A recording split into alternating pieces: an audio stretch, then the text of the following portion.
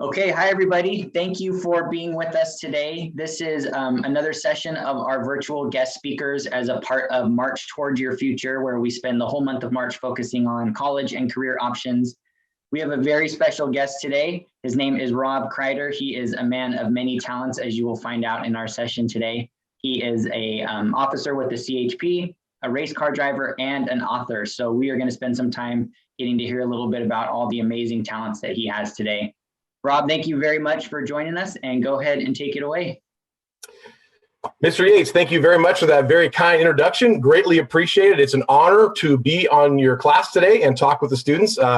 As you'll find out, I like to talk about myself quite a bit. That's why I wrote my own book and do lots of cool things. So I enjoy doing this kind of stuff. So we will have some fun here. So when people see me, though, they don't normally always see me like this. So I'll show you what I look like most of the time. So you kids want to give me just 1 second.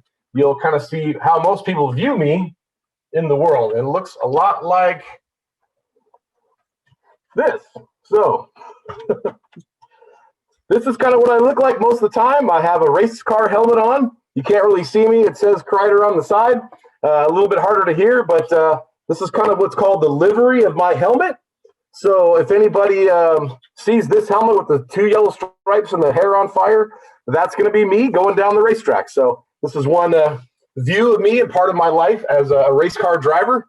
We call that the brain bucket.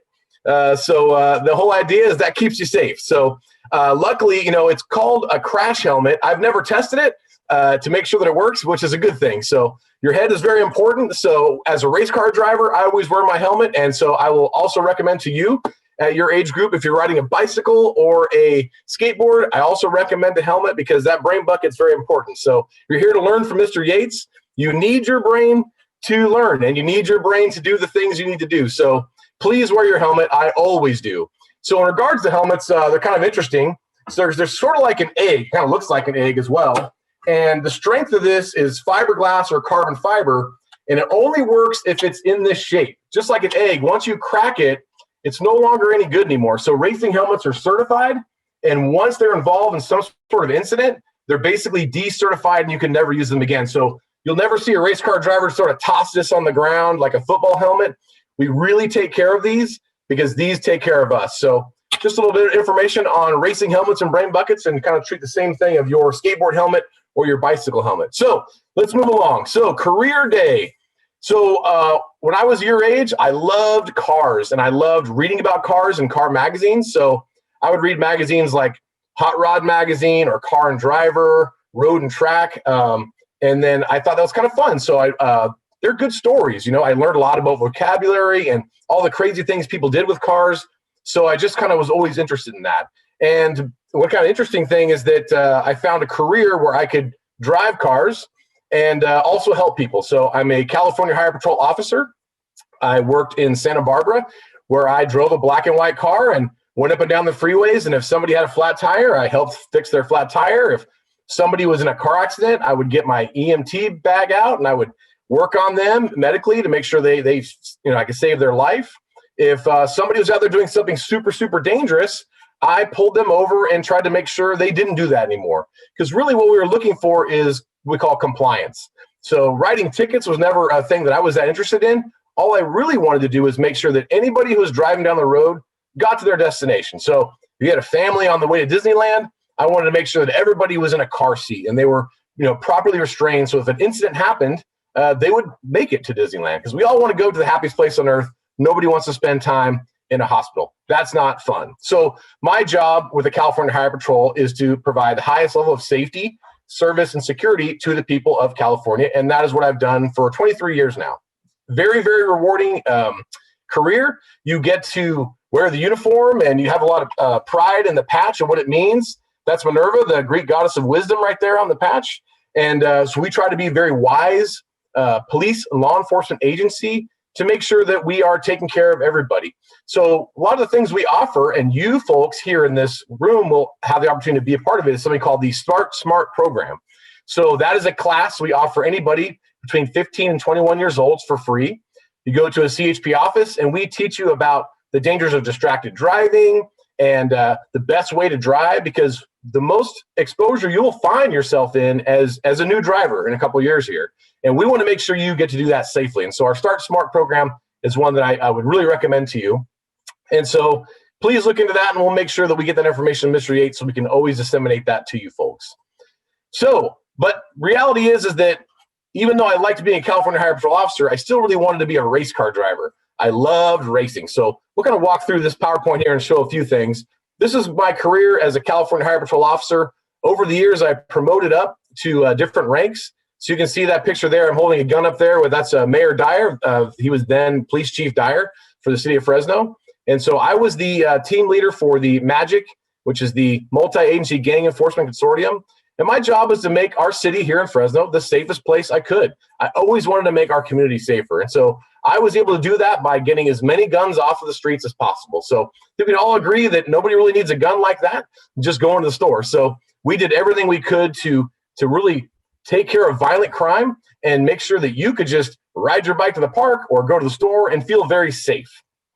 I was also in charge of something called our SRT team. So this picture here of all the Highway Patrol vehicles and all those guys in blue, it was basically a special response team that we could respond to any incident that needed a lot of help in California. So I took that group of folks. I was their leader. I would go up to Redding when there was a fire. We would go to LA if there were some floods. We would go to the Bay Area if there were some riots. Like anytime they needed us, we just responded quickly and just did what we could. So we did everything from keeping people from running into the state capitol or providing water and stuff at fires to helping evacuate large communities. So that was something I was very proud of because I always wanted to make sure I could do everything I could to make our community a safer place.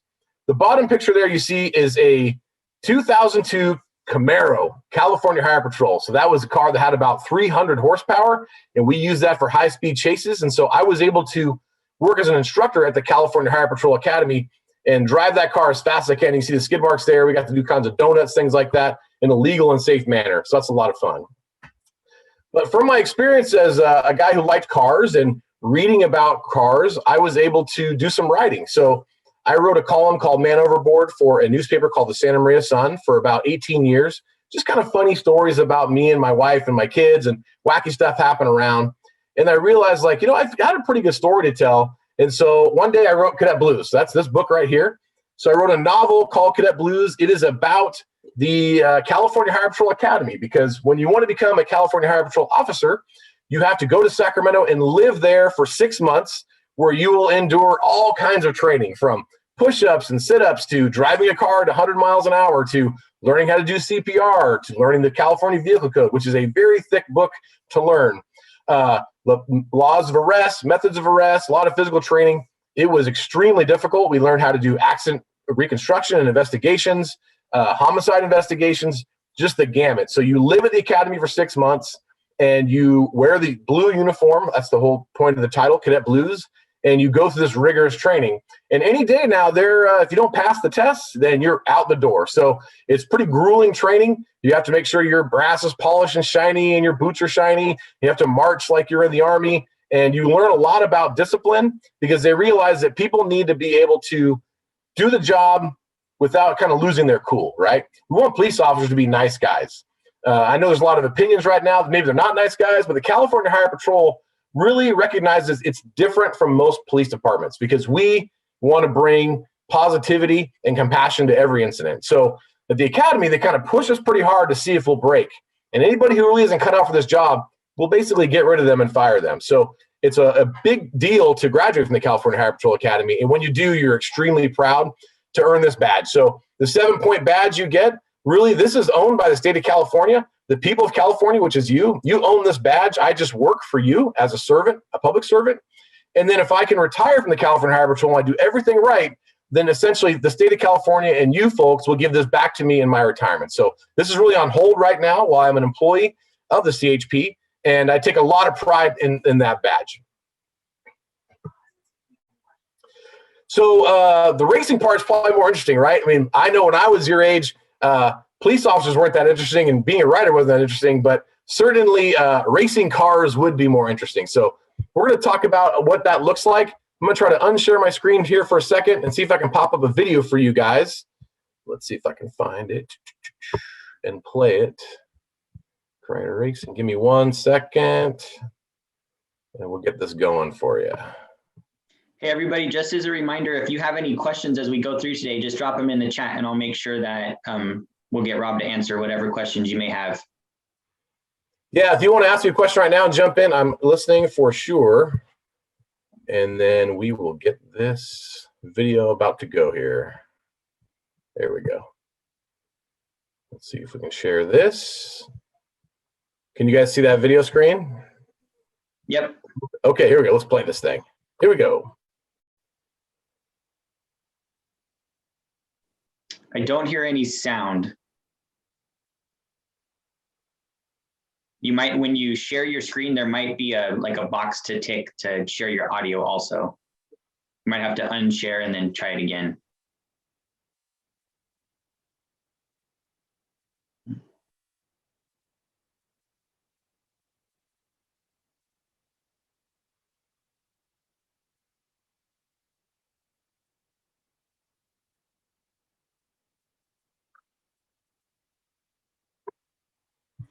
So that's a little bit of an example of what racing is like. It's very dynamic sport, obviously. There's a lot going on there for sure. I'm going to see if I can share this again. We'll get back to this PowerPoint. And, you know, it's a dangerous sport, but if you do it correctly, it's not that dangerous. So, you know, one of the things about racing, I will tell you, and this is a quote from Muhammad Ali, it says, he's the world champion, you know, heavyweight world champion boxer. He talked about how he never really liked training, but he realized that if he didn't quit, he could suffer a little while. He'd be, for the rest of his life, a champion. So we learned that same sort of concept for our racing team, which is called Double Nickel 9 Motorsports here in Fresno, California. Double Nickel 9 stands for 559. And we learned that from all the training and all the practice and all the preparation that we did for our race cars, then we could ultimately be champions. So I'm honored to say that I'm a 4-time national champion right here in Fresno, California.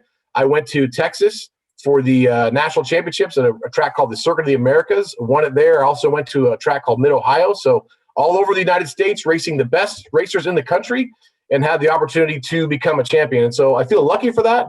I can attribute a lot of that to really the training I got from the California Highway Patrol, because I talked about that CHP Academy. They make sure that we are really, really good drivers, because we want to be safe as we are pursuing the bad guys out there. And so we make sure that we really, really learn about vehicle dynamics. We call something a high visual horizon, which means when you're driving your car, you're not really looking at the end of the hood, but you're looking way, way down the track to kind of see, or way, way down the freeway to see what's kind of coming at you, because you want to be able to perceive and react to it. So that's kind of something I learned from the CHP. I took that information to racing, and ultimately it paid off there too, because driving a race car and driving a highway patrol car is very similar. It's just a car with 4 tires, and you have to learn how to maneuver that car safely and quickly around a racetrack. And so it's the same skill set. And so I was able to use that skill set ultimately to win a lot of races. But I didn't just go from being a California Highway Patrol officer to right at the top level of racing. I had to kind of work my way through the ranks. So one of the races we did, this is kind of neat, was a race called the 24 Hours of Lemon. So I don't know if you're familiar with what a lemon is, kind of a junky car. These guys put on a wacky race where you had to race a car for 24 hours, and that car could only be worth $500. So that's why these cars look a little rough, because we had to kind of find a junkyard car and keep it running for 24 hours. And ultimately we did that, and you kind of have wacky different themes. Like you can see we have a car with a surfboard on the roof and other things. Just kind of make it fun. So we did a lot of those races. We won some of those races as well. And then from that, we kind of progressed on to doing other features. So one of the things I learned from those series is that really you have to have a lot of teamwork. So racing, just like being a police officer, you're part of a team. It's just not one person out there driving the car fast. That person always looks like the hero on TV when they're spraying champagne at the end of the race. But the reality is that is a very large group of people that help them. And my team has been really helpful to helping me get things done. So they're the ones who put gas in my car, go through checklists, make sure the cars are working, fix them when they're broken. They're the ones that do the pit stops. So if we do a very long race, like a 24-hour race, we have to come in for gas and tires. You may have seen that like on a NASCAR race. We do a very similar thing in sports car racing, which is the kind of racing that I do. So this is a diagram here explaining what everybody's job is, and everybody knows what their plan is in the team, kind of like a football team. But not everything always goes well. So you can see in these pictures here, if you look at this one here, there's a car on 2 wheels that kind of ran me over. So that was not a good day. This is my grandpa here. He's upside down. This over here is a car fire. There's fire coming through my dashboard. And this is a car that's actually rolling upside down. So racing does have some of its dangers as well. So you need to make sure that the car is working well and everything is safe. Otherwise, you can have a problem. But in doing all that stuff, I've had an opportunity to be in a lot of media. So, for example, this is the first time I was in the newspaper here when I was, I think, maybe 4 or 5 years old. And then here's the newspaper a couple of years ago winning the national championship. So, I've had a lot of time kind of in the spotlight as a driver. I've been in a lot of magazines. So, for instance, I'm in the cover of this magazine this month. The wheel is 2 pictures of my latest race car, a Ford Fiesta. And so I won a championship in that last year. So these are just some of the different magazines I've been in, which is kind of exciting for me as a writer to actually not have to write the magazine article, but be featured in different magazines. So that's kind of neat as a race car driver. I've been on a number of television shows as well. So I was on the Forum Wars, a TV show called Mud, Sweat, and Gears, Horsepower Wars, and Optimum Ultimate Streetcar. These are not your basic, NBC shows. They're kind of like car nerd shows that are on different channels on the internet. So, but they were lots of fun. That's actually me in this Firebird going through this fireball, believe it or not. It was very hot, as you can imagine. So a lot of hard work involved. If you want to be a writer or a police officer or a race car driver, you got to take nothing and make something. So this picture of this car right here is kind of a junkyard car. We bought this for $500 at a junkyard in Fresno. We built this car into the car you see here on the right in 1 year, and we won the national championship with it that same year. So it's going to be hard work. That's really what everything comes down to. So you got to chase your dreams, never quit. Adversity makes you stronger. Be a lifelong learner, which I'm sure you'll hear a lot from Mr. Yates. And in our case, you got to build a very big trophy case because we have won a lot of trophies. So here's an example of one trophy I just got this year. It looks like the Piston Cup, which is something you probably remember from the Cars film. So I have my own Piston Cup that I won this year. So I'm kind of honored there. Me and Lightning McQueen share the same trophy. So I'm kind of excited about that. And then you could do this as a kid. My kids race Soapbox Derby. So these are gravity-powered cars that go down a hill. So my kids went to the national championships in Ohio and won some pretty big trophies themselves. We've even done some really wacky races. This is one we do every year in Halloween called the Napa Valley Coffin Races, where we push a coffin down the street and race it with kids riding the cars. So that's pretty fun. We've won that a few times. And so in the end, it really just takes a lot of work. So different resources you can utilize on the internet, on Turnology or robkrider.com that have these different articles I've written to kind of teach you how to be a race car driver. That's my race car there. And then I've talked a lot now. Maybe I'll let you guys take the road here for a second. So I'll get off my sharing the screen and let you guys ask me some questions. So we do have one question. Let me go back to the chat and find it here. It says, when you race, do all of you guys get the same cars with the same speed, or do you need to get your own race car? So like, how does that work? Is everybody racing similar cars? How much work that is are you a supposed great to do? Question. So it's a great question because different types of racing have different types of rules. So we all bring our own car to the race, but we are limited by what's called a ratio of horsepower to weight. So if you have, let's say, a car that has 100 horsepower and it weighs 5,000 pounds, that's not a very fast car. But if you have a car that has 200 horsepower and weighs 1,000 pounds, that's going to be a very fast race car. So what we do is we use something called a dyno. We put the car on the dyno, we rev the engine up, and it measures how much horsepower the car has. Then we put the car on a set of scales and we weigh how much it weighs. And from that ratio of horsepower to weight, we determine, can these cars compete equally? So for instance, I used to race a Z06 Corvette. That's a very, very fast car. And now I race a Ford Fiesta ST. Those cars are extremely different, and they certainly would never race against each other. So when you're racing a different car, you will be in a different class. So a lot of times we may be on the track at the same time, but I'll be competing against similar cars like a Mazda Miata, where the Corvette is going to be racing against a similar car like a Porsche 911 Turbo. So that is how we determine it. Every race series has different rules. So they say, okay, you can put a big wing on the back, or you can put big sticky tires on the car. And so it's very important to learn the rules of the race series. So just like when you're a student and you get your class syllabus, that is the rules of your class. And from those rules, you learn how to be successful in that class. When you drive down the road, you have the rules of the California Vehicle Code. And if you follow those rules, you won't get a citation from the California Highway Patrol. And if you're in a race series, you make sure you follow the rule book of the sanctioning body. And then that way, when you finish first place and they take your car to what's called impound and they tear it apart to make sure you weren't cheating those rules, you get to keep your trophy. Because if they decide you were cheating, this trophy goes to the guy who came in second place. So you always want to be very ethical and do the right thing and bring a very legal race car. And you want to race with really integrity on the racetrack, because if you start running people off the track and crashing into people, you'll get penalized for that as well. So just like the rules of the road apply for me on the freeway, they sort of apply the same on the racetrack. I just can't go bumping into people and running them off the track. For that, I'll be penalized, and then I wouldn't be a national champion. So you got to find that balance. Like a lot of things in life are balance. You got to find that balance between aggression as a race car driver and being smart and being safe so you can win the race. Because there's a saying that says, in order to finish first, you must first finish.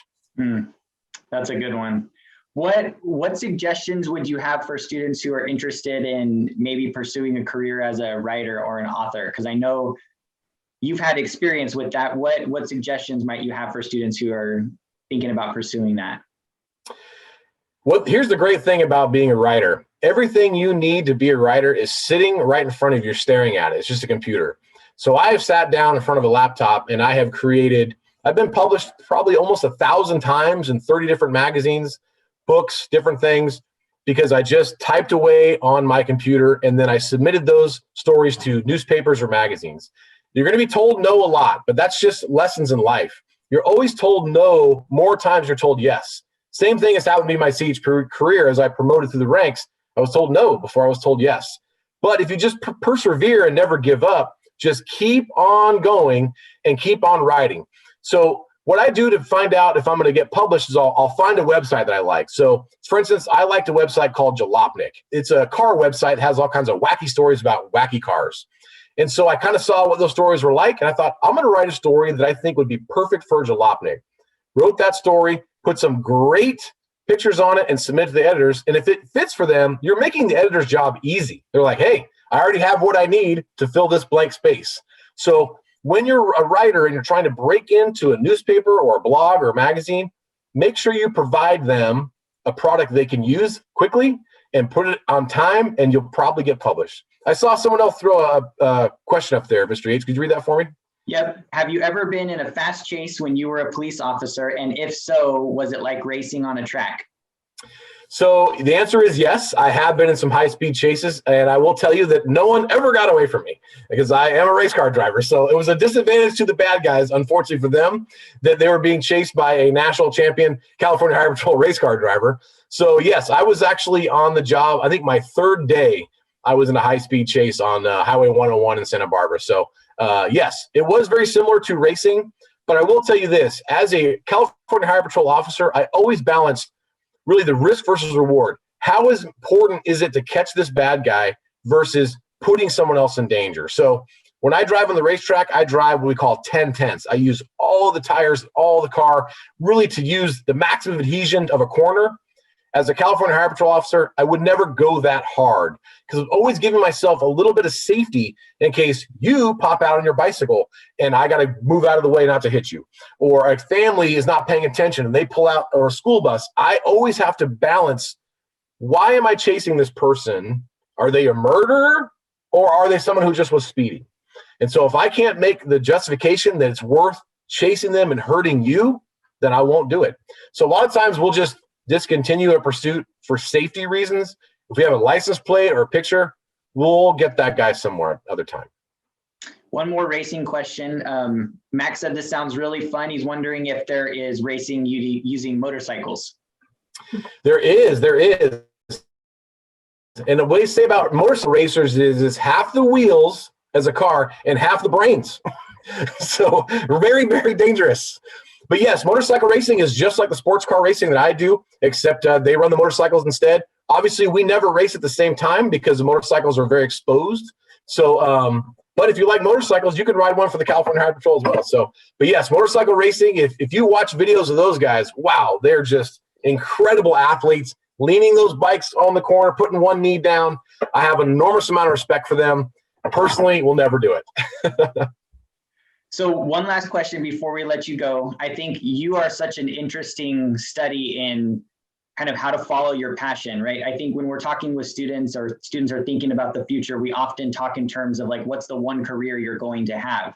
And I think you are a great example of somebody who followed their passion and found multiple areas in their life to express that. You have, obviously, you're a California Highway Patrol officer. You also do racing and riding. So can you talk a little bit about what suggestions or advice you would have to students about just following their passions and finding things that are going to make their life better? Yes, I'm glad you asked that question because it's a very important point. So I have some friends who want to be, a stand-up comedian. And so they might find that they really enjoy doing that, but they might find that that job doesn't really pay enough to pay the bills, to buy a house or cars. So you may have to have a day job that you still enjoy, but it doesn't mean you have to give up on your dreams. So for example, my mortgage payment, which is how you buy a house, is not paid for by riding or racing. It's paid for by being a California Highway Patrol officer. But I still always wanted to be a race car driver. So I never quit on that dream, even though it wasn't going to be my profession. But I still get to enjoy it at the highest levels. I still make some money on it as a pro. And as a writer, the same thing. I still make money as a writer. Cadet Blues, the book, makes money. It's just not as much money as I really make from a career. So if you're trying to balance out like, hey, I really want to be an artist. I want to be a comedian. I want to make movies.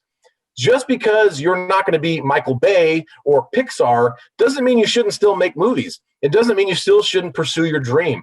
Because the reality is you need to find a career that you can enjoy and love, and you can still chase those dreams on the end. And really, if I suddenly became the next person who wrote, let's say, Harry Potter series, then I'll probably quit the California Highway Patrol. But I needed this job while I was waiting for that to happen. So I think it's smart to have that balance where you have a job you like, but at the same time, never quit on your dreams of whatever it is you find passion for.